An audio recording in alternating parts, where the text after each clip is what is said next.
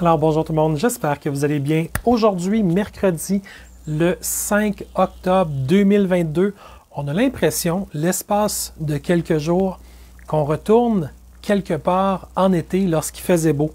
L'air est doux, les oiseaux chantent, l'air est tellement frais et chargé de choses belles, ça paraît que les élections sont passées, quelque chose qui a été très chargé en émotions, qui est derrière nous et on continue.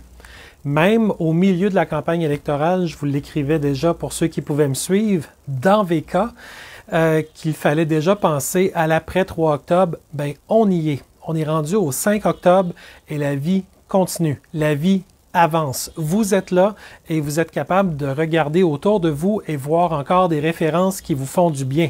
Vos amis, votre entourage et de vous retrouver vous-même. À quelque part, les élections ont brassé beaucoup de gens. Certains ont perdu espoir, d'autres se sont dit perdus dans tout ça parce qu'ils ne retrouvaient pas le Québec qu'ils attendaient.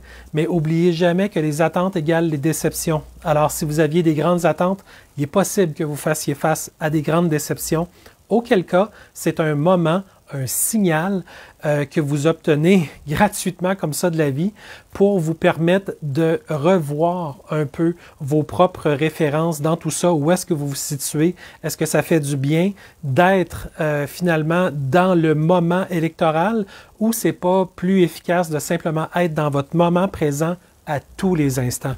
Parce que si vous êtes dans votre moment présent, vous avez beaucoup moins de chances d'être impacté par les effets, par les vagues qui vont suivre la période électorale, le scrutin. Mais je ne voulais pas laisser passer cette belle occasion de faire un retour post-électoral. Et oui, de parler un petit peu des recherches que j'ai faites. Dans un premier temps, dès que la campagne a été lancée, évidemment, j'avais déjà mes appels, mes courriels, tout était envoyé au directeur général des élections. J'ai eu l'occasion de parler à plusieurs employés du service clientèle que je remercie pour leur bel accueil, leur gentillesse, leur volonté, évidemment, à me répondre, mais vous comprendrez que dès que mes questions devenaient un peu plus embêtantes, c'était difficile pour eux de m'aider ou de me donner l'heure du jour. En effet, lorsque je leur demandais des questions toutes simples pour confirmer que le stylo était bel et bien quelque chose qui ne devait pas être utilisé, c'était correct, la plupart le savaient. Beaucoup m'ont conté des petites anecdotes qu'ils trouvaient très drôles, des gens qui appelaient pour savoir s'ils pouvaient voter depuis leur chalet, depuis leur maison, à la chasse, à l'étranger, puis toutes les histoires drôles qui allaient avec ça. Si jamais je fais un live juste sur ça, je vous dirai tout ce que j'ai appris, c'était vraiment drôle. Donc, je remercie la candeur et la gentillesse des gens du service clientèle qui prennent le temps d'être humains au-delà de juste répondre aux questions. Mais j'ai rapidement trouvé que ces gens-là ne pouvaient pas aller très loin. Par exemple, les questions que j'ai posées en lien avec le processus lorsque les votes ont été faits par les gens, qui ont été compilés par le bureau de scrutin, qui ont été donnés au directeur de scrutin dans votre circonscription et qu'ils sont finalement relayés à Élections Québec. Est-ce qu'il y a quelqu'un qui est avec Pierre Reid, le directeur général des élections du Québec, pour recevoir tous ces votes-là? On peut imaginer que oui. Sur la rue, c'est quoi, c'est Wilfrid Pelletier à Québec, à Sainte-Foy, sûrement qu'il y avait une équipe, probablement une équipe des opérations électorales. Je pense que c'est comme ça que la direction des opérations électorales s'appelle. Par contre, personne au service client, aussi bien au téléphone qu'à l'écrit, ont réussi à me donner quelques détails que ce soit par rapport au nombre de personnes qui se trouvaient dans cette direction-là, à qui étaient là. Est-ce que c'était des employés terrain? Est-ce que c'était des membres du public qui supervisaient l'opération? Est-ce que c'était des techniciens informatiques? Est-ce qu'il y avait des gens qui étaient pour la relève, d'autres qui étaient de d'autres ministères en observation? J'ai rien eu comme information. Il n'y a littéralement aucun détail qui a filtré. Et pourquoi j'étais si intéressé d'en savoir plus à propos de ce très petit moment-là? Parce qu'on s'entend que le processus électoral pour faire voter des millions de personnes, plus de 4 millions cette fois-ci, ben, il est énorme. On parle de plus de... Je pense que c'est plus de 15 000, je pense que c'est même plus que ça, des bureaux de vote. Donc, il y en avait vraiment beaucoup, des milliers. Et puis, de faire coordonner tout ça, c'est une immense opération. Donc, les crayons de plomb, les bordereaux pour le vote, les bulletins, tout ça, c'est une grosse opération. Les caisses transportées, comptées, les tables, les réservations, la sécurité, bon... Moi, ce que je voulais savoir, c'était pas ce côté-là. Moi, c'était le tout petit moment. Au fédéral, j'ai appelé ce moment-là la chambre noire. C'est une chambre où est-ce que, contrairement aux tables où les gens vont voter, où il peut y avoir des observateurs, à cet endroit-là très précis, moi, je n'ai pas réussi à trouver aucun détail qui me permettait de croire qu'il était possible pour un citoyen ou pour un parti politique ou pour qui que ce soit d'aller opérer une surveillance de ce tout petit segment-là où les chiffres officiels quittent le bureau de scrutin pour aller jusqu'à Élections Québec. Donc, à Élections Québec, nécessairement, ils reçoivent des chiffres, de toute évidence. Mais qui est là lorsque les chiffres arrivent? Est-ce que c'est juste Pierre Reid et sa petite équipe de, je sais pas, 10 personnes? C'est-tu 100 personnes? C'est-tu plus? Est-ce que c'est bel et bien à Sainte-Foy ou c'est ailleurs? Et quand c'est reçu, ça passe par quel logiciel? Les détails que j'ai réussi à recevoir sont que le logiciel d'Élections Québec est un logiciel maison, en quelque sorte. C'est pas Excel, c'est pas des logiciels comme ça, c'est quelque chose de maison. Mais personne, je dis bien personne, à Élections Québec a été capable de me dire le nom de ce logiciel-là, ou même s'il en portait un. Ce qui est quand même spécial. On aurait pensé qu'un logiciel aussi incroyablement important aurait porté un nom. Il y a un logiciel qui, jusqu'au moment du déclenchement, je crois, des élections, c'est celui pour compiler les électeurs. Ensuite de ça, il y a la liste des électeurs. Donc, il y a des logiciels qui sont un petit peu plus connus du service client. Mais ce logiciel-là qui permet de recevoir les données qui ont été finalement recueillis à cause des votes, le total des votes, le cumulatif. Ce logiciel-là, clairement, moi, je n'ai pas réussi à trouver le nom. Si quelqu'un réussit à le trouver, tant mieux. Mais pour l'instant, on va l'appeler simplement le logiciel qu'Élections Québec utilise pour recevoir électroniquement le nombre de votes. Je n'ai pas réussi à savoir non plus si, lors de la transmission électronique, c'était terminé et le directeur de scrutin pouvait aller chez lui dormir la tête tranquille, ou s'il y avait des confirmations par téléphone, ou est-ce que le directeur général des élections pouvait finalement confirmer que c'était bel et bien les bons chiffres et qu'à ce moment-là, il y avait comme une entente que le directeur de scrutin local dans chaque circonscription était peut-être accompagné de 3 à 4 personnes de chaque parti politique qui lui aussi prenait des notes puis qui confirmait, OK, dans telle région, c'est bel et bien très exactement ce nombre de votes-là qu'on a eu, afin que toutes ces personnes-là, par après, indépendamment d'Élections Québec, ou idéalement à l'extérieur de la compilation d'Élections Québec, puissent faire leur propre sous-total à eux. Où je veux en venir, c'est qu'en tant que citoyen, moi j'aimerais ça qu'Élections Québec fasse son travail diligent, et on n'a pas de raison de croire qu'ils ne sont pas diligents, mais qu'il y ait également un système en parallèle qui nous permette d'assurer que ce qu'Élections Québec a comme chiffre, il n'y a pas de faute, il n'y a pas d'erreur. On n'a pas de raison de croire, je le répète, qu'Élections Québec aurait pu faire des erreurs, mais simplement par principe de précaution, d'avoir une deuxième compilation officielle, ce serait peut-être pas de trop. Puis d'avoir une revalidation par après, vous avez publié tel chiffre, ben moi je vous confirme publiquement sur mon honneur ou qu'importe, sur une vidéo, c'est bel et bien ces chiffres-là, et puis que tu aies 3 à 4 personnes qui ont travaillé au scrutin, puis 3 à 4 personnes qui ont observé au scrutin, puis qui disent oui, c'est effectivement les chiffres, c'est exactement ce qu'on a soumis le soir même, mais il n'y a pas eu ce type de diligence-là.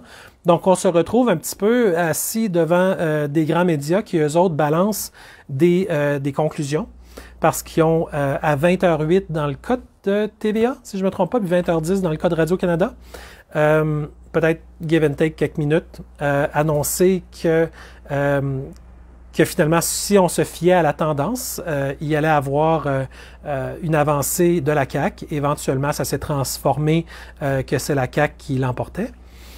Et puis, on n'a pas eu une très longue soirée électorale. Ça s'est résumé à quelques minutes finalement. Et puis, on se rend compte que les jeux de projection, de modélisation, d'analyse, tout ça a lieu, clairement, quelque part, mais c'est par rapport à quoi? On peut imaginer que peut-être à un moment donné, quelqu'un du service client d'Élections Québec, des fois, à force de les appeler, on ramasse des petits trésors d'informations. Il dit, ben, on commence à compter à partir de 20 heures ou de 18 heures. J'ai dit, ah, c'est quoi 18 heures? Il dit, ah, non, oubliez ça. C'est comme, OK. Je suis pas la bonne personne à qui dire d'oublier ça. C'est ben trop le fun comme détail. Donc, j'ai compris en parlant avec un autre agent de service à la clientèle d'Élections Québec qu'il y avait des gens qui votaient par la poste et des gens qui votaient également hors pays, hors Québec. Donc, ces gens-là avaient un processus pour l'envoi de leur bulletin. Ils devaient s'inscrire, ils devaient voter, ils devaient le renvoyer. Et j'ai l'impression que c'est ces votes-là qui ont été les premiers à être comptés. Et puis, il ne faut pas non plus oublier que les personnes âgées qui restent dans des RPA ou dans des CHSLD qui souhaitent exercer leur droit de vote, puisqu'ils ont le droit de vote, peuvent compter sur, ils appelaient tout ça des codes 500. Je pense que c'est un code interne à Élections Québec que personne ne connaît. Les codes 500, c'est les grosses RPA. Pas les tout petites de 30-40 personnes, mais les grosses, là, où il y a vraiment du monde. Puis, dans ce temps-là, c'est un service mobile. Ils vont prendre une urne, ils vont prendre des employés d'Élections Québec, puis ils vont aller avec une petite minivan, puis ils vont aller faire voter les gens dans leur milieu de vie, de résidence de personnes âgées. Donc, pour ces gens-là, est-ce que les décomptes ont été faits avant ou... C'est très nébuleux. Il n'y a pas nécessairement des détails très clairs au niveau d'Élections Québec, et c'est pas qu'ils veulent pas nous répondre en passant. Ils veulent nous répondre. C'est simplement que pour des raisons que j'ignore, c'était pas des renseignements qui étaient faciles pour eux autres à aller chercher. Peut-être qu'à l'interne, il y aurait un travail peut-être de débroussaillage à faire pour avoir les renseignements plus facilement disponibles au niveau du service client, où il y a des gens qui évidemment sont de très bonne foi puis ils veulent vraiment aider. Alors, donc il y a ça que j'ai appris. Donc, qu'est-ce qu'étaient les chiffres qui ont servi à l'analyse, à la projection, à la modélisation? Ben, c'est pas clair. C'est pas clair parce que si ça a été finalement conclu à 8 minutes après le début du 20 heures, qui était comme le début du décomptage, ben c'est très rapide. Donc, ils se sont fiés sur quoi? Est-ce que c'était juste un ressenti? Est-ce que c'était le fruit des sondages? Est-ce que c'était l'air du temps? Quelqu'un a mis son doigt dans l'air et a dit « Ah ouais, ça souffle pour la CAQ. » Qu'est-ce qui s'est passé exactement? Cette partie-là, c'est plus difficile. On peut imaginer qu'un ordinateur, à partir de, je ne sais pas, un certain pourcentage, avait la possibilité de conclure, selon des méthodes probabilistes, que la CAQ aurait emporté ce scrutin-là. Mais encore une fois, un vote, c'est un vote. Il peut y avoir des gens qui votent avec une volonté différente à une telle région. Puis bon, les votes qui étaient là au départ faisaient peut-être pas foi de tout le processus. Donc, essentiellement, ça s'est passé tellement vite, tellement fort que plusieurs personnes l'ont pris personnel parce qu'on n'a comme pas eu l'occasion de voir l'espèce de vague citoyenne qui voulait autre chose que des mesures COVID, des restrictions, des empêchements de vivre librement. On aurait pensé que l'argument de la liberté aurait été suffisant pour aller chercher beaucoup de monde. Il ne faut pas penser que les gens de QS ou des libéraux ou du Parti québécois ou même de la CAQ ne veulent pas de liberté. Je pense que pas mal tout le monde s'entend pour dire que s'il n'y a pas nécessairement le SWAT dans ton salon, ben c'est pas mal plus confortable. Mais à quelque part, il y a eu des gros oublis là, au niveau de certains Québécois de qu'est-ce qui s'est passé. Et si certaines personnes disent « moi, ça m'a pas touché », ben une simple conversation avec les gens dans leur environnement, leur famille, va finalement être suffisante pour voir qu'il y en a d'autres qui ont été impactés. Et presque tout le monde connaît quelqu'un qui a un commerce qui a été impacté lors de la crise. Presque tout le monde connaît un enfant qui a dû porter un masque pendant, 1 an et demi? Matin et soir, du matin jusqu'au soir, incluant dans l'autobus, avec la paranoïa de la distanciation, des purelles, des masques transparents dans le visage, de la société qui était chamboulée bout en bout. C'était pas d'être docile, c'était d'être dressé. C'était très grave. Alors de voir que des gens ont quand même voté pour le gouvernement qui a implémenté ça et pour les partis d'opposition qui étaient totalement en accord avec ça, c'était surréaliste. Il faut comprendre que Doug Ford en Ontario a été réélu avec la même logique. Il faut comprendre que Justin Trudeau a été réélu au fédéral avec la même genre d'idéologie. Biden aux États-Unis a été élu avec le même genre d'idéologie, et Macron aussi a été élu avec le même genre d'idéologie. Donc, nécessairement, les gens qui sont capables de faire un et un se disent, ma foi, est-ce que quelque chose unit ces gens-là? Et là, on est obligé de regarder au niveau des nombreux agendas mondialistes. Ceux, par exemple, du développement durable. Toutes les personnes que je viens de vous nommer sont absolument convaincues que l'avenir ne passe que par le développement durable. Taxer le carbone, mettre l'humain comme principal responsable de toutes les crises de type climatique. C'est toujours un peu le même agenda et celui d'amener à répétition des crises pandémiques et de préparer pour des pandémies et de faire des simulations de pandémies. Le SPARS 2025-2028 est encore en train de circuler sur le web. Beaucoup de gens s'inquiètent. Rockefeller qui n'arrête pas de sortir des informations qui confirment que maintenant c'est de la V. Mais maintenant, regardez pour l'expression V systémique. Faites attention, les mots le vocabulaire est en train de changer. J'essaierai de vous faire un petit article sur ça pour vous montrer un petit peu comment est-ce que les organisations de l'ONU, sous le couvert de One Health, une santé globale, je ne sais pas si c'est comme ça qu'on pourrait le dire, fait en sorte que maintenant la santé des humains est connectée à celle des animaux et est connectée à celle de l'environnement. Donc, c'est une triade. Donc, l'humain, même dans le graphique, n'est plus en haut. Il est en bas. Incroyable, hein? Et puis, le mot V, systémique, revient de manière systémique dans le document. Et c'est toujours l'argument que on l'a fait pour les animaux, donc maintenant, il faut être plus rigoureux et le faire également pour l'humain.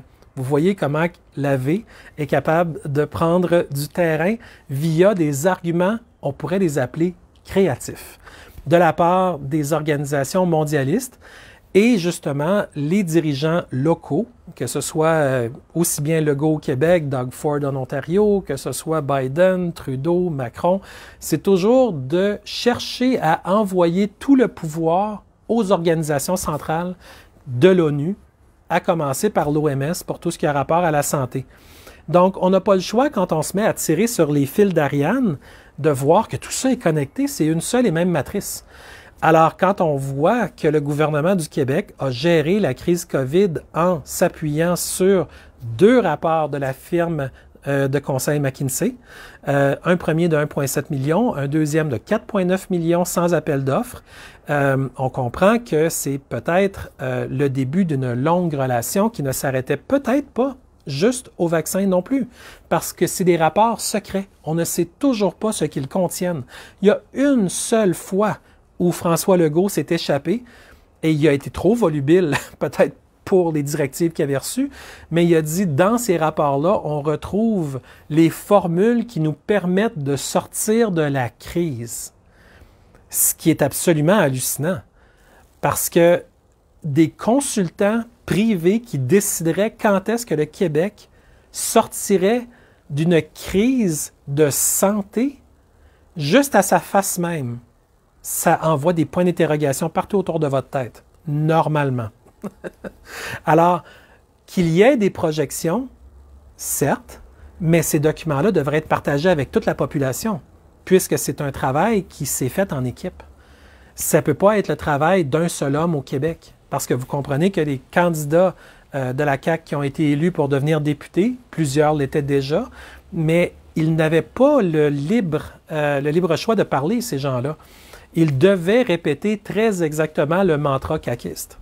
Parce que sinon, le chef va les regarder avec des gros yeux, va les sortir du cabinet et peut-être même va les empêcher d'avoir du fun pour développer leur propre circonscription en disant, ben là, tu n'as pas été fin avec nous autres, ça se peut que ta route elle attende plus longtemps avant d'être réparée. Donc, ça crée finalement des tensions à l'intérieur qui sont probablement invisibles pour nous, mais très réelles pour les gens qui sont dedans.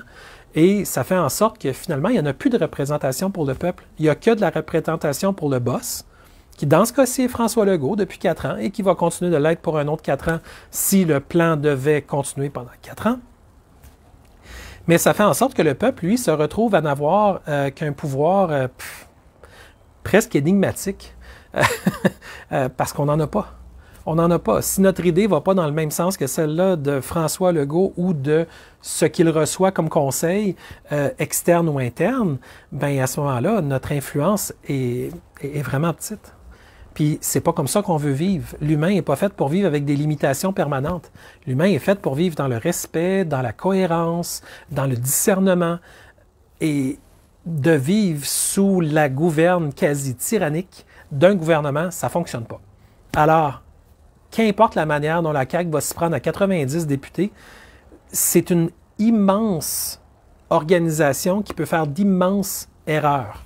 Ils peuvent réussir des choses aussi, mais on a vu avec le projet de loi 15 qu'ils étaient extrêmement enthousiastes avec des bombements de torse, des applaudissements, des sourires, des roulements de gorge à détruire la primauté parentale, à s'en féliciter, à se donner des poignées de main et de voir les partis d'opposition faire la même chose. De détruire le centre même des familles. C'est puissant, là, ce qui s'est passé. C'est un des faits les plus troublants qu'il y a eu dans les dernières années avec la crise. Et puis tous ces gens-là étaient extrêmement fiers de l'avoir fait. Mais qu'est-ce qu'ils venaient de faire? C'était de donner un pouvoir absolument inédit à la DPJ. Ce pouvoir-là ne sera peut-être pas exercé sur vous, surtout si vous n'avez pas d'enfants, mais ça va peut-être être exercé sur d'autres familles qui sont plus fragiles. Et puis ça, on ne peut pas permettre que dans une société, il n'y ait pas au moins une apparence de justice. Si la DPJ arrive avec des budgets illimités, arrive avec des équipes illimitées, avec le pouvoir de la police illimité, le pouvoir de tout le réseau de santé illimité, puis arrive avec une force morale qui se sont développés eux-mêmes dans une chambre d'écho où est-ce que même les médias, les grands médias sont toujours derrière eux, qu'importe, à part de quelques fois quand la population est complètement contre. Il faut vraiment qu'il y ait une mobilisation de toute la population pour que finalement les médias disent « Ah oui, peut-être qu'il y a eu un manquement ».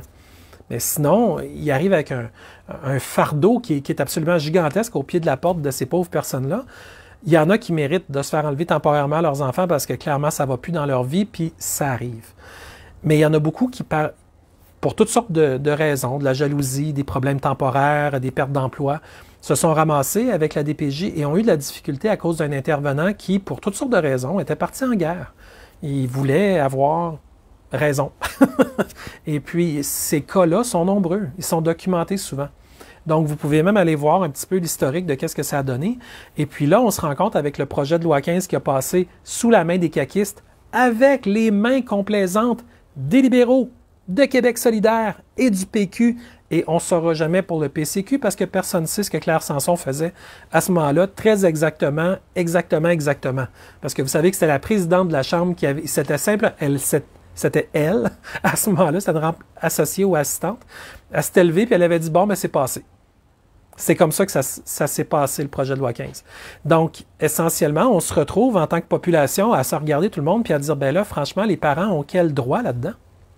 Est-ce qu'on vient de perdre tous nos droits? » Ben oui, la primauté parentale vient d'être complètement dilapidée, supprimée. Puis là, on se rend compte avec les élections que les espoirs de plusieurs personnes d'avoir une diversité à la Chambre sont partis. Les gens qui voulaient que le Parti québécois puisse avoir une voix plus forte ont été déçus.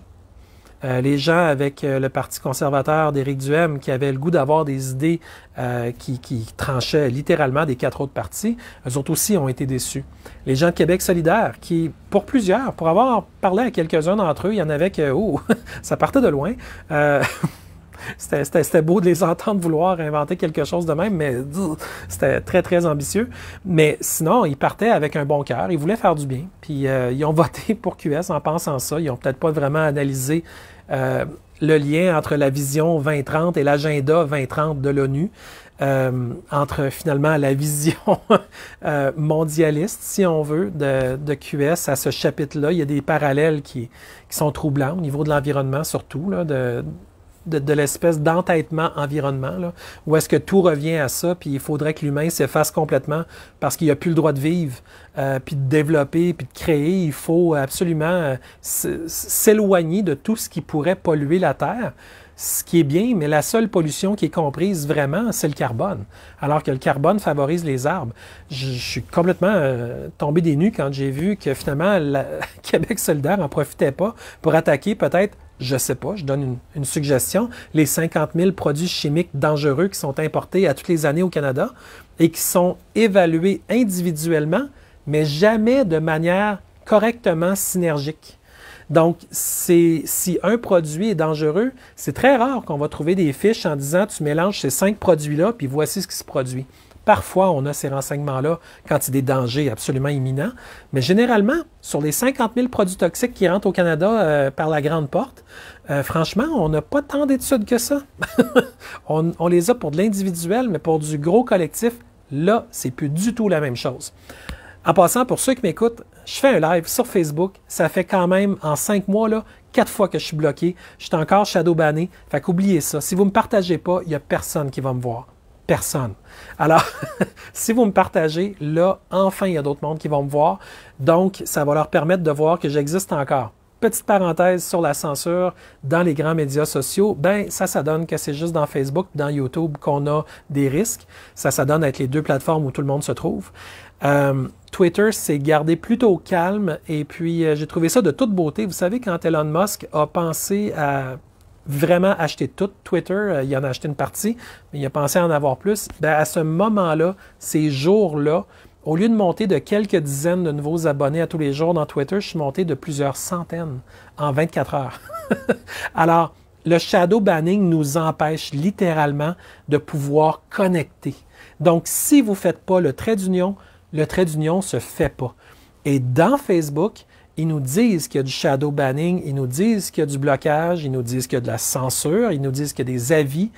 Tout ça vient de l'OMS, tout ça vient de l'ONU, tout ça vient du CDC ou de toutes sortes d'autres organisations sur lesquelles finalement on n'a aucune emprise. Quiconque peut me dire, je peux appeler à l'OMS et me dire « Ah, ça m'inquiète, il faudrait qu'on discute de ça ». On ne peut pas. Il n'y a pas de numéro 1-800 OMS. Là. Alors, tout ça nous arrive d'un gouvernement qui n'est pas représentatif de qui on est nous. Il est représentatif d'un délégué canadien qui n'est même pas représentatif de nous. Quand les gens disent « Ah, tous les Canadiens sont comme Trudeau », non. Trudeau est comme Trudeau, tous les Canadiens sont comme ils sont. Certains sont pour lui, mais ils ne sont pas la majorité. Alors, la même chose pour les Français, ils ne sont pas tous comme Macron, fort heureusement. Et puis, on peut comprendre que ce qu'on vit ici, c'est une occasion pour nous autres de démêler beaucoup de choses. Alors, je vous dirais que après l'élection, je vais revenir là-dessus parce qu'il faut vraiment fermer cette parenthèse-là. Vous allez voir des chiffres. Vous allez voir que finalement, QS a eu plus de votes en termes mathématiques que les libéraux et pourtant, ils ont moins de sièges. Donc, évidemment, ça encore, c'est une préoccupation qui est intéressante à regarder. Le PCQ, avec 530 quelques mille membres et 530 000 quelques personnes qui ont voté, va se trouver à avoir un montant qui va approcher, avoisiner à peu près le $1 000 000 par année pour pouvoir faire des recherches, engager des gens. Donc, imaginez tout le discours d'Éric Duhaime et de ses différents candidats, mais avec un budget pour les étayer, pour les rendre plus attrayants. Donc, on aura l'occasion d'en reparler à plusieurs reprises. Donc, finalement, toutes les machines électorales, je pense qu'ils rentrent simplement en mode un peu hibernation, mais il ne faudrait pas. Dans le sens que présentement, on se retrouve avec un gouvernement qui est très asymétrique. C'est très lourd d'un côté puis extrêmement léger de l'autre. Donc, 90 députés pour la CAQ et seulement 35 pour les autres partis et aucune représentation pour 12,91% du vote pour le PCQ. Donc, ce qui n'est pas correct. Il faut qu'il y ait une représentation. Il y a François Legault qui a fait une sortie spécifique pour dire que non, il n'y aurait pas d'exception qui serait faite pour le Parti conservateur du Québec d'Éric Duhaime. Donc déjà là, on voit qu'il y a une fermeture à vouloir qu'une part importante de la population puisse avoir une voix à l'Assemblée où justement toute la population est censée avoir une voix. Alors, ce système-là qui fonctionne très bien pour François Legault et son équipe ne bougera pas sous François Legault de ce qu'on comprend de ses déclarations. On peut juste souhaiter que ceux qui ont des idées n'arrêteront pas de vouloir les développer. J'ai vu à quel point vous êtes créatif, vous avez le cœur sur la main, vous avez de l'espoir, vous êtes fort, vous êtes capable de vous relever, mais il ne faut pas perdre ça. C'est pas parce que j'ai eu une entrevue plus tôt aujourd'hui avec Dan Pilon et justement, j'ai sorti l'exemple des rideaux. J'ai dit, quand tu as le soleil à l'extérieur qui brille, qui est beau, qui est plein de vérité, ben, tu as peut-être des gens qui ont eu des diplômes en fermage de rideaux, qui ont été engagés dans des firmes de consultation internationales, dont la spécialité est de fermer les rideaux lorsqu'il y a du soleil et de la vérité. Et puis là, à l'ombre, il peut se passer des choses qui ne peuvent pas se passer au soleil, à la vérité, à la transparence. Donc, lorsque les rideaux sont fermés, on est en proie à toutes sortes de choses sombres. Mais il faut toujours avoir le réflexe de regarder, tu sais, les petites craques, puis en haut des rideaux, puis en bas des rideaux, puis il y en a tout le temps de la lumière qui sort pareil. Bien, vous, là, vous qui me regardez, vous qui êtes des gens allumés, brillants, fantastiques, bien, c'est vous, le soleil, qui brille. Puis vous continuez à apparaître, même s'ils essayent furieusement de fermer tous les rideaux, ils n'y arrivent pas. Il y a toujours des craques, il y a toujours des fentes. C'est impossible. Alors, c'est vous, la lumière. Puis c'est pas parce que quelqu'un furieusement joue avec les rideaux dans des fenêtres que vous arrêtez de briller partout avec la vérité qui est à l'intérieur de vous. Parce que vous avez fait un travail extraordinaire. La plupart d'entre vous ont été voir à l'intérieur et y ont trouvé un coffre à outils. Le coffre à outils qui vous permet d'abord de connecter avec vous-même, de comprendre pourquoi vous avez autant de raisons de vous aimer, même dans des moments de découragement, même dans des moments où on sent qu'on a perdu la main, puis on se rappelle qu'à l'intérieur de nous, il y a plein d'outils, puis on dit, bon, on va au moins se donner la peine d'essayer les outils, voir qu'est-ce qu'on peut faire avec ça, puis en les essayant, tout change. On reprend confiance en nous, on reprend finalement la main, celle qu'on pensait avoir perdue. Et on se remet à créer, à cultiver, à connecter, à être dans la version de nous qui nous permet d'être justement attrayant pour les autres aussi. Parce qu'à quelque part, eux autres aussi, ils ont des projets, puis ils disent « Ah, ben, je vais me coller avec des gens qui veulent faire avancer des choses. » Donc, au Québec, même si les grands médias ont clairement savouré leur moment où ils pouvaient humilier tous les partis qui ne correspondaient pas très strictement à leur vision extrêmement étroite de ce qu'un consultant leur a dit que ça devait être, leur vision, ben le reste, nous, on voit plus large. Et puis on comprend que la coquerelle par terre a beau battre des bras puis dire « je suis une coquerelle, je suis bonne, je suis fine », ben, ça reste une coquerelle à la fin de la journée, c'est pas le soleil dans le ciel qui illumine des continents entiers. Ben, la lumière que vous avez en dedans de vous, le désir de créer, de faire du bien, de faire en sorte qu'il n'y ait plus de maladies, de faire en sorte qu'il n'y ait plus de dettes, de faire en sorte qu'il n'y ait plus de misère humaine inutile, de faire en sorte qu'il y ait des puits, de l'eau, des arbres, des forêts magnifiques et majestueuses, des animaux heureux, bien tout ça, ça continue de briller. Puis c'est pas dans aucun programme électoral ou à peu près, mais ça devrait. Parce que nous, c'est pas mal ça qu'on a comme agenda. Un agenda de bienveillance, un agenda d'amour. Mais c'est sûr que ça se dit mal dans des grands médias qui, eux autres, sont intentionnellement froids, calculateurs, pour être capables de mieux diviser. Parce que derrière un chiffre, il y a toujours quelque chose en bas, puis toujours quelque chose en haut du chiffre. Donc, immédiatement, ça divise, c'est très efficace. Une population divisée est facile à contrôler. C'est la raison pour laquelle j'arrête pas de vous répéter. Et ceux qui m'écoutent, vous êtes parmi ceux qui l'avaient fait de toute manière, mais allez dans les autres plateformes que Facebook. Allez-y. Parce que ailleurs, vous allez trouver un univers où on n'a pas besoin de dire V. On n'a pas besoin de dire licorne. On est capable de dire les vrais mots d'adulte. Et ça fait du bien. Et ça va vous permettre justement de connecter avec des gens qui disent ces mots d'adultes-là dans le but qu'on est capable d'exercer notre bienveillance via des mots bienveillants. Parce que tout peut être militarisé contre nous. Puis ça, j'insiste pour vous le dire, parce que présentement, plusieurs personnes se sentent coincées. Ce qui est arrivé, c'est que beaucoup de gens ont vu l'intelligence artificielle comme un ennemi, et ça peut en être un. Il ne faut pas être naïf, ça peut être très dangereux. Par contre, il y a des gens qui ont profité des avancées technologiques au niveau des drones, parce qu'au départ, c'était supposé pouvoir faire des choses vachement utiles. Et puis là, tout à coup, ça a été militarisé pour nous espionner, pour nous envoyer des consignes qui nous disent de rester chez nous, de ne pas sortir, comme on a vu en Chine, pour faire des choses qui sont mauvaises pour pour le peuple, pour les peuples.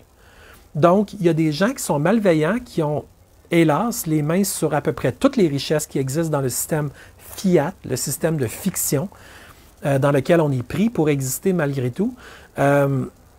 Essentiellement, ces gens-là prennent cet argent fictif-là pour implanter des réalités de plus en plus tyranniques où, parce qu'ils ont peur, ils essaient de nous limiter le plus possible, parce qu'ils ont une peur bleue qu'on développe notre excellence à un point où on est capable de surpasser leur médiocrité, ou est-ce qu'eux autres sont capables de continuer à dominer.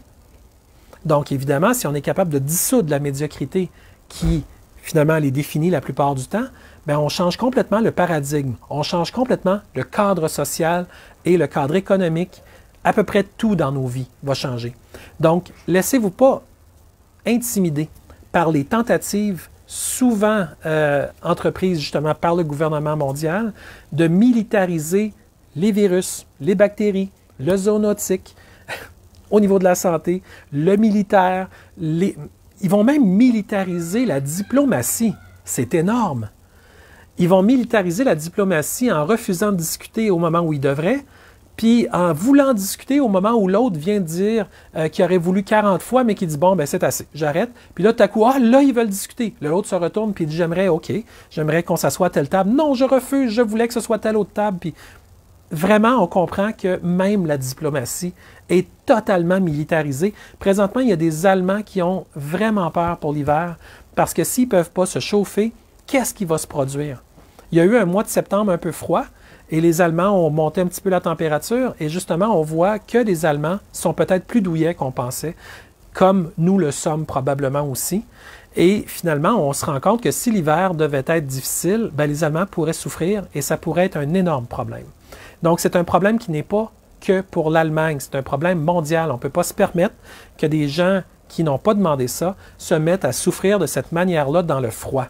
Mais on voit que certaines personnes vont militariser l'approvisionnement en gaz, vont militariser la diplomatie autour de ça pour des avantages qui sont les leurs. Parce que le malheur des uns crée la fortune des autres. On a plusieurs exemples dans l'histoire de ça et malheureusement, ce côté sombre de l'histoire se répète encore et on est, nous, des acteurs là-dedans. Donc, on a la possibilité de faire des choses que d'autres ont peut-être pas la possibilité de faire. Ici, on a des réseaux, on a des gens, on a des gens de bonne volonté, de bonne foi, mais il ne faut pas qu'on arrête de l'être. Il ne faut pas qu'on se supprime dans ce qu'on a de plus beau parce que quelqu'un veut militariser et faire du mal pour des profits à eux. Je serais même prêt, en tant que citoyen, à vous dire qu'on pourrait donner un budget d'1 milliard pour créer, on pourrait appeler ça les 48 heures de la merci. Où est-ce que tous les gens qui font partie du nouvel ordre mondial au Québec, francs-maçons, nommez-les, Illuminati, je ne sais même pas tous les noms qu'ils ont, mais on a un budget où est-ce qu'on leur dit, garde, on va te payer un chalet, tu iras là, garde, c'est pas cher payé pour être capable d'avoir, mais tu as été acheté par quelqu'un d'autre, ben nous, on va être des meilleurs acheteurs, on t'achète toi. Et puis à partir de maintenant, tu vas continuer à travailler, on ne t'exclura pas de la société, mais tu travailles pour nous. 100% de ce que tu fais est pour le peuple. Donc, c'était de l'argent que tu voulais, c'était ça le problème. C'était vraiment ça qui ne marchait pas, là. C'est pour ça que tu as vendu tes frères, tes sœurs, les enfants. C'est pour ça là, que tu as fait ça, là. C'était de l'argent que tu voulais, c'était juste ça. Parfait. Voilà l'argent. On est capable d'admettre que des fois, il y a des choses qui nous dépassent. Bien, celle-là nous a dépassés. Fait qu'excellent. Voilà le cash. Maintenant, tu travailles pour nous autres. Puis on travaille pour le peuple. Énergie libre, santé complète, plus de dettes, on s'organise, on aide nos voisins, et on fait en sorte que le monde devienne meilleur. Mais on le fait maintenant, parce qu'on peut attendre 4 ans, 40 ans. Ça va rester les mêmes au pouvoir s'ils restent là avec la même intention. Il faut, nous aussi, avoir des plans. Il faut avoir, nous aussi, des incitatifs. Où est-ce qu'on leur dit, on te fait un pont en or. Après ça, le pont n'existera plus. Il aurait fallu que tu dises oui. Malheureusement, c'est ça. Déjà qu'on est je suis très bon prince dans cet exemple-là. Je ne sais pas si vous auriez cette magnanimité-là dans ce contexte-là. Déjà que ça me prend tout mon petit change pour le sortir. Mais j'essaie de voir des solutions Parce que si on pense en termes de solution, il ne faut pas qu'on fasse exprès de rester dans les problèmes pour toujours. Parce que sans ça, on ne s'en sort pas. On fait juste battre des bras, puis ça ne marche pas. Mais par contre, je veux qu'on ait l'espoir, qu'on soit capable de s'en sortir, parce que c'est là qu'on va être capable d'avancer. Il y avait un exemple qui avait été fait, je crois que c'est au MIT, je ne veux pas dire n'importe quoi, où quelqu'un, je pense que c'est dans les années 40-50, il avait essayé avec des souris de les faire nager dans un petit bécher, puis il y avait 3 souris, puis il avait pu nager pendant quoi, 15-20 minutes, puis il était sur le bord de se noyer, ils ont pris, ils n'ont pas laissé se noyer, puis ils ont séché, ils ont nourri, ils ont pris soin d'eux autres, puis après ça, ils les ont remis dans l'eau. Puis au lieu de se noyer en 15-20 minutes, il avait toffé comme 60 heures. Ce qui est complètement incroyable, c'est que le simple espoir pour ces souris-là, qu'à un moment donné, une main viendrait les chercher puis les sortirait de là, il était prêt à se battre, à nager, à aller plus loin, à jamais arrêter, à jamais lâcher, parce que quand tu as l'espoir, tu as une force que tu n'as pas quand tu perds espoir. Mais regardez ce que plusieurs grands médias, malheureusement, pas juste au Québec, là, globalement, que plusieurs classes politiques font, ils essayent de vous faire perdre espoir. Ils mettent des règlements, des lois, des décrets, des mandats, des choses plus horribles les unes que les autres contre les gens. Ils nous divisent, ils font de la ségrégation. Ils essayent de faire passer des idéologies qui ne sont pas les nôtres, puis nous faire croire que c'est les nôtres, alors que ça ne l'a jamais été, ça ne le sera jamais. On n'est pas un soleil qui brille pour essayer de se réduire au niveau d'une coquerelle. C'est pas nous autres, ça sera jamais nous autres, puis ça marchera jamais leur plan. Puis on n'arrêtera jamais, puis on va toujours avancer, parce qu'on veut avancer dans ce qu'il y a de beau, dans ce qu'il y a d'aimant, dans ce qu'il y a de le fun. Je veux dire, j'ai vu une photo où Justin Trudeau, c'est un meme, évidemment, il s'accrochait avec ses mains d'un building, puis plusieurs personnes disaient, ben laissez-les tomber, tout ça. Moi, non, j'aurais tendu la main, j'aurais dit à partir de maintenant, là, tu es sorti du problème, organise-toi pour régler ce que tu as créé de problème. Puis si tu n'es pas capable, ben, tasse-toi du chemin, puis laisse-nous régler. Parce que ça ne fonctionne pas. Mais je ne l'aurais pas laissé tomber en bas. C'est pas mon genre, c'est pas dans ma nature. Et je pense que c'est pas dans la vôtre non plus, en général. Bien que ça défoule beaucoup de dire que vous l'auriez laissé tomber. Mais je ne vous connais pas ce côté-là. Puis en même temps, je sais que votre intellect est tellement fort, votre cœur est tellement puissant, tellement brillant et rayonnant, que vous auriez trouvé de la place pour finalement dire « OK, voilà ma main, on met ça derrière nous en partie, mais tu vas régler ce que tu as fait comme problème. » On ne peut pas laisser ça de même. Puis en même temps, ben, c'est des solutions qu'on n'a pas le choix d'envisager parce qu'à quelque part, on est bon ou on ne l'est pas. Et puis, sans se laisser intimider, sans se laisser doxer, sans se laisser faire mettre sur le dos des choses qui ne nous appartiennent pas, on a des outils que peut-être d'autres n'ont pas. Si quelqu'un a toute sa vie parlé avec ses poings, mais si tu lui dis « Es-tu capable de me faire un poème? » il ne sera pas capable. Puis ce n'est pas forcément totalement de sa faute. Il y a un problème au niveau, j'en avais parlé dans le live avec Dan Pilon, un petit peu de la littératie, puis de la littératie politique. Si tu me demandes de te décrire toutes les pièces sur un jet commercial, ben, je ne les connais pas aussi bien qu'un ingénieur en aéronautique. On a tous des littératies spécifiques. La mienne est peut-être plus dans le social, dans les communications, dans le politique, dans l'informatique. Mais d'autres personnes, ça va être l'agriculture, ça va être la gérontologie, ça va être toutes sortes d'autres domaines.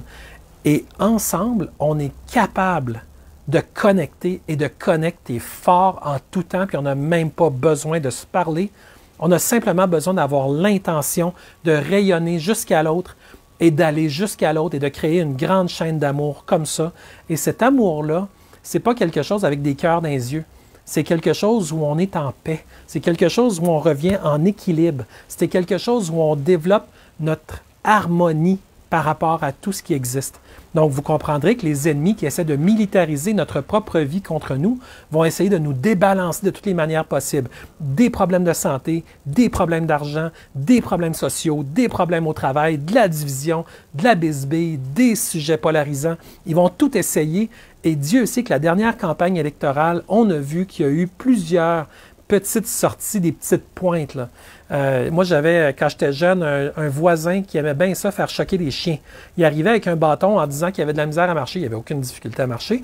Puis, quand on ne regardait pas, il donnait des coups d'un rein des chiens. On s'en est rendu compte un moment donné, mais je veux dire, on ne comprenait pas pourquoi les chiens étaient tout à coup, ils venaient fous. Puis, ils voulaient mordre ce gars-là, alors que c'était des chiens d'une douceur incroyable. Puis, il n'arrêtait pas de dire « Ah, ton chien, faut le tuer », puis tout ça. Puis, à un moment donné, on a comme saisi le bonhomme, là, on a compris c'était quoi son jeu. Mais j'ai l'impression que des fois, Il y a des gens dans les cercles politiques et dans des cercles grands médiatiques qui font exactement la même chose. Ils donnent des coups d'un rein du chien, puis quand le chien a le malheur de japper parce qu'il a mal, bien là, regardez le chien, il faut le tuer. Bien, il y a présentement des observations qu'on doit faire.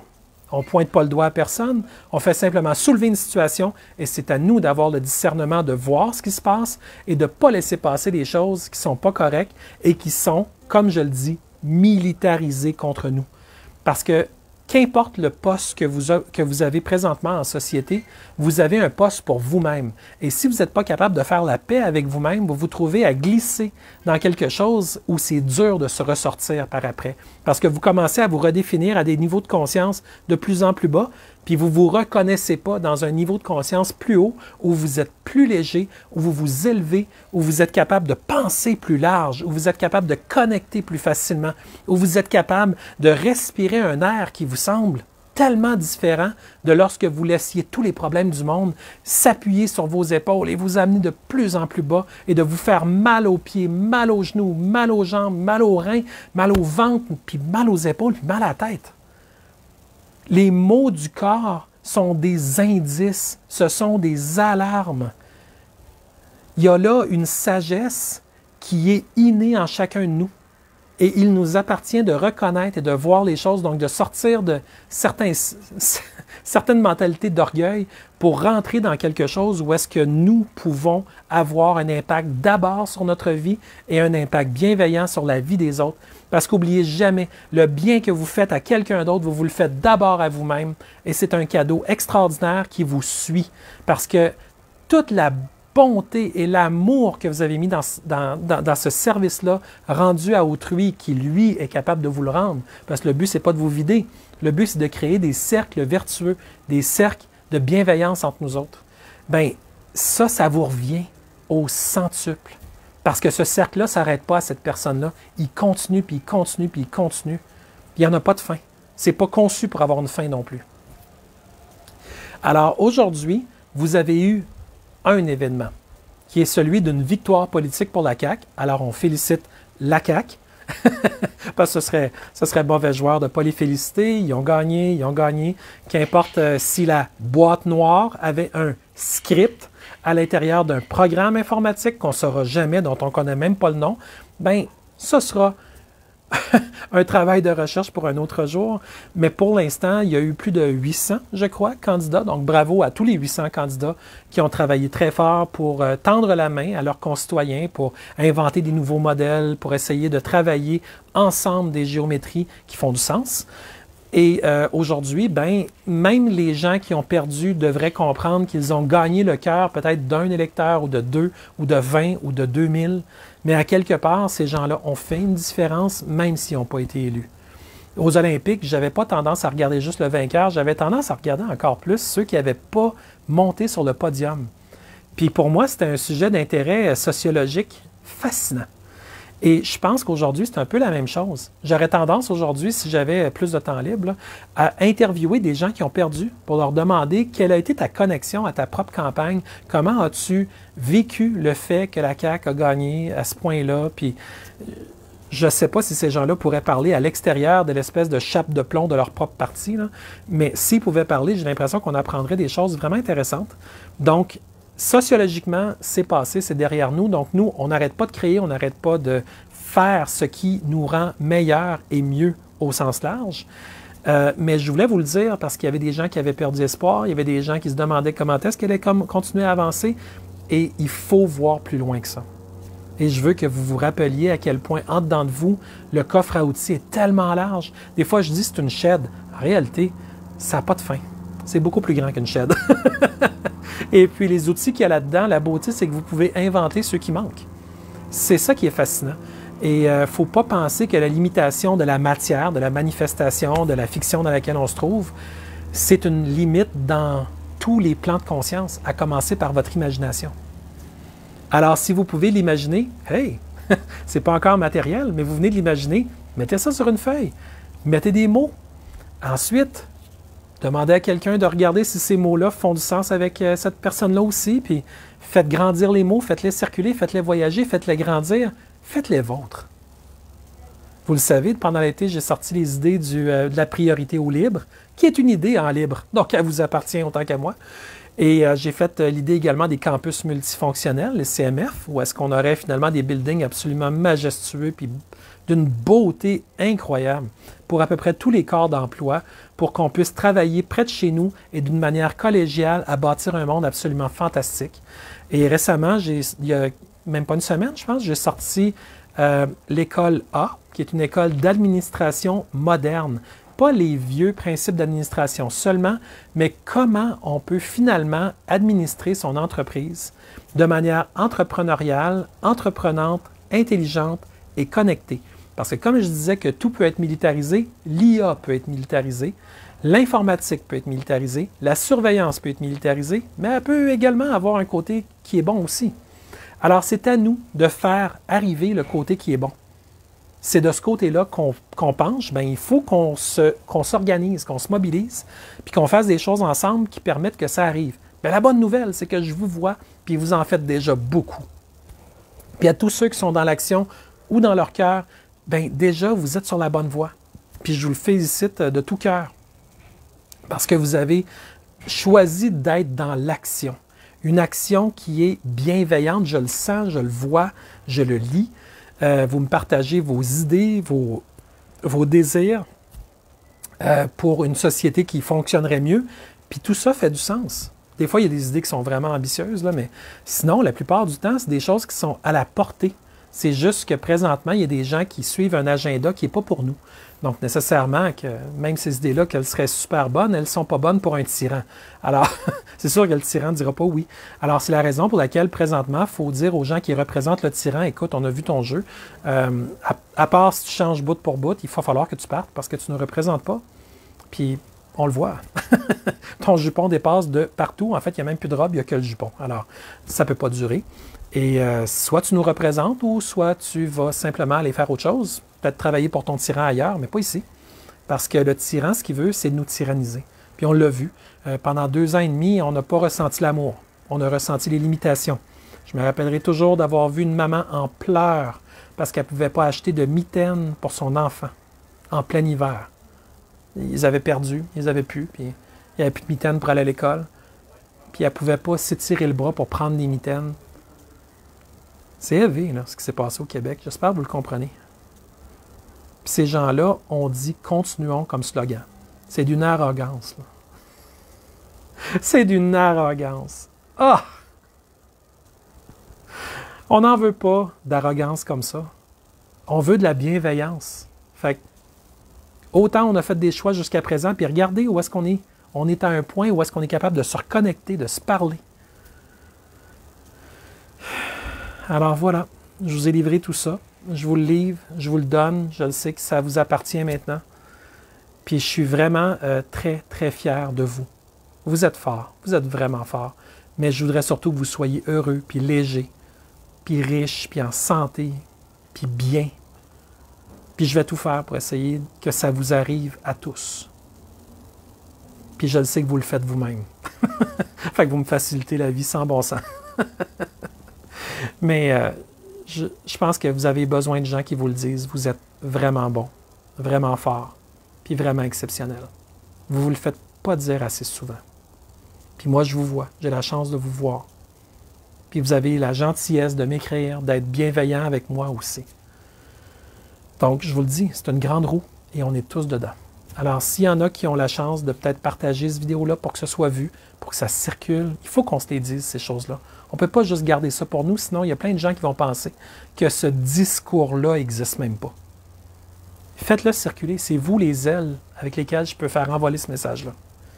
Fait que, merci de tout cœur. Et bien sûr, je vous souhaite une journée absolument inoubliable. Déjà que les couleurs arrivent dans les arbres, si vous pouvez cette semaine, allez faire une balade d'une place où il y a beaucoup d'arbres, et peut-être des montagnes, et peut-être le fleuve. Prenez des photos mentales, faites-vous du bien, et continuez à être bon avec vous, avec les autres. Et finalement, le monde vient meilleur à chaque fois. Bonne journée.